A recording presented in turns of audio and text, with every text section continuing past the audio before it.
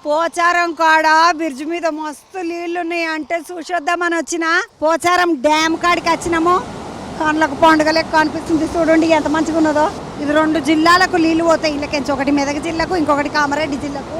ఆడ మనం పైన నీలబడి క్లాక్ టవర్ మీద నీలబడి చూస్తే మొత్తం ఇది అంతా కనబడ్డది కదా. ఆ చెర్లకెంచి వస్తున్న నీళ్లు మత్తెడ దుంకిగో ముద్దుగా ఎట్లా పోతున్నాయి చూడండి. ఈ సప్పుడు చూడండి. ఆహా, చిన్న స్పీడ్గా వస్తలేవు అమ్మ, మస్తు స్పీడ్గా వస్తున్నాయి నీళ్ళు. కింద చూడండి పాలధారాల లెక్క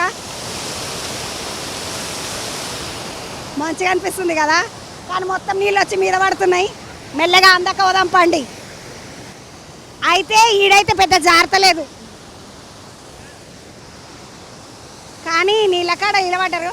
ఈ బుడ్డోడిని చూడండి, వీడు మెల్లగా దొంగ లెక్క లోపలికి నిలబడుతున్నాడు, బయటకు వస్తున్నాడు. ఏడికెంచిరా? ఈసీఎల్ నుంచి. ఓయమ్మా, హైదరాబాద్ ఈసీఎల్? అవును. మరి ఎప్పుడు వచ్చిండ్రు మీరు? అమ్మవారి దగ్గరికి వచ్చాము దర్శనానికి. అక్కడ దర్శనం లేదు కదా, సరే ఇక్కడ తెలిసిన వాళ్ళు ఇక్కడ పోచారం డ్యామ్ బాగుంటుందంటే తీసుకొచ్చాము. మనం తీసుకొని వచ్చింది.